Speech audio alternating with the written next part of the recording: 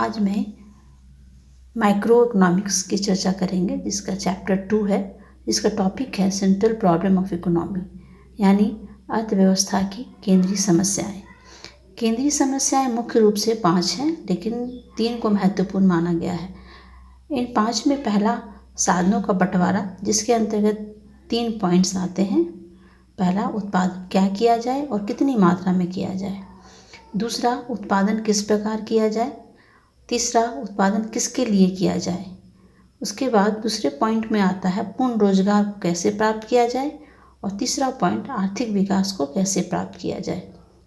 साधनों का बंटवारा में पहला पॉइंट, जो उत्पादन क्या किया जाए और कितनी मात्रा में किया जाए, इसे हम थोड़ा एक्सप्लेन करेंगे। इसके अंतर्गत हमें ये डिसाइड करना होता है, एक अर्थव्यवस्था यह डिसाइड करती है कि उत्पादन क्या किया जाए।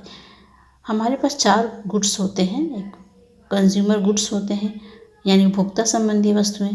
दूसरा, पूंजी प्रधान वस्तुएं। तीसरा, युद्धकालीन वस्तुएं। चौथा, शीतकालीन वस्तुएं। उपभोक्ता संबंधी वस्तुएं एसेंशियल चीज़ें आती हैं, जैसे जो जीने के लिए आवश्यक है।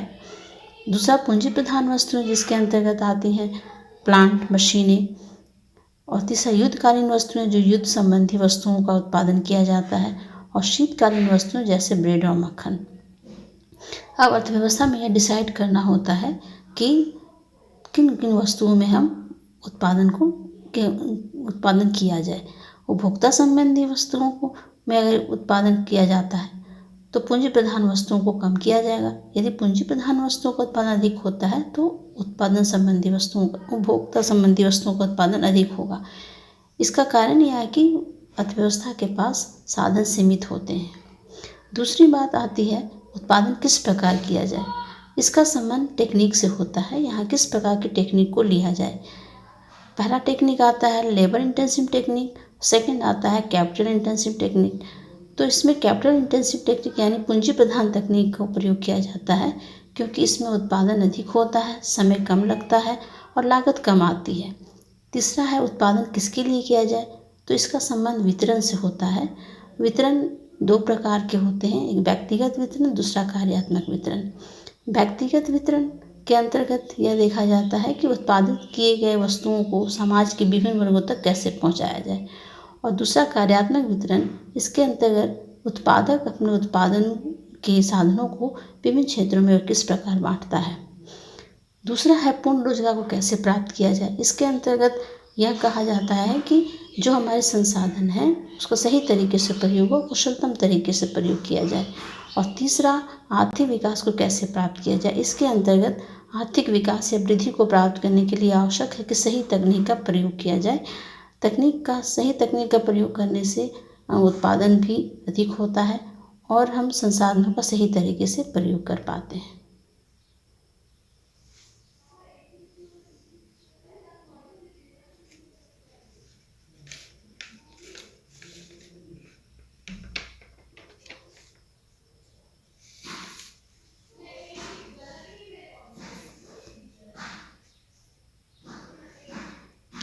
नेक्स्ट आता है प्रोडक्शन पॉसिबिलिटी कर्व, जिसे हिंदी में उत्पादन संभावना रेखा कहते हैं। इसे शॉर्ट फॉर्म में पीपीसी कहा जाता है।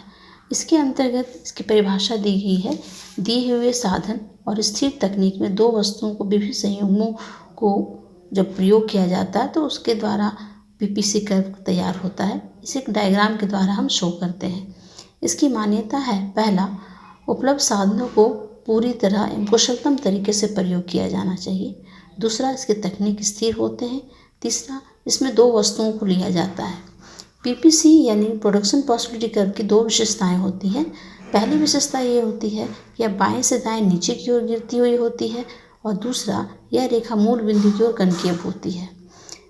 पहला, पीपीसी बाएं से दाएं नीचे की ओर गिरती है। इसका कारण यह होता है कि हम सीमित साधन, जो हमारे रिसोर्सेज सीमित है, उसके आधार पर हम सिर्फ 2 वस्तुओं का उत्पादन करते हैं, एक्स और वाई। यदि एक्स को अधिक मात्रा में लेते हैं तो वाई को कम लेते हैं, और वाई को अधिक मात्रा में लेते हैं तो एक्स को कम करते हैं। दूसरा, इसीलिए रेखा पीपीसी बाएं से दाएं नीचे की ओर गिरती हुई होती है। दूसरी, यह रेखा मूल बिंदु की ओर कनकेव होती है। इसका कारण यह है कि जब हम एक्स वस्तु को में वृद्धि करते हैं तो वाई को उसी अनुपात में त्याग करना पड़ता है, या y वस्तु को अगर हम अधिक लेते हैं तो उसी अनुपात में x को त्याग करना पड़ता है।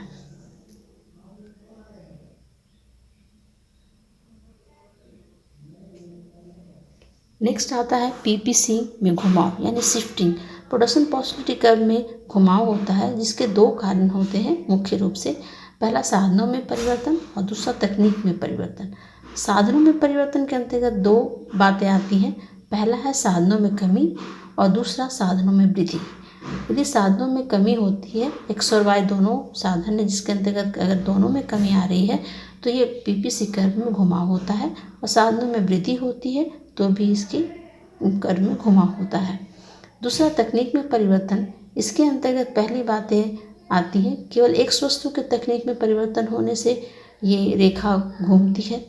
दूसरा, केवल वाई वस्तुओं के तकनीक में परिवर्तन होने से ये रेखा शिफ्ट होती है। तीसरा, एक्स और वाई दोनों वस्तुओं के तकनीक में परिवर्तन होने से भी रेखा शिफ्ट होती है। इस शिफ्टिंग को मैं चित्रों के द्वारा नेक्स्ट वीडियो में दिखाऊंगी और एक्सप्लेन करूंगी। Thank you.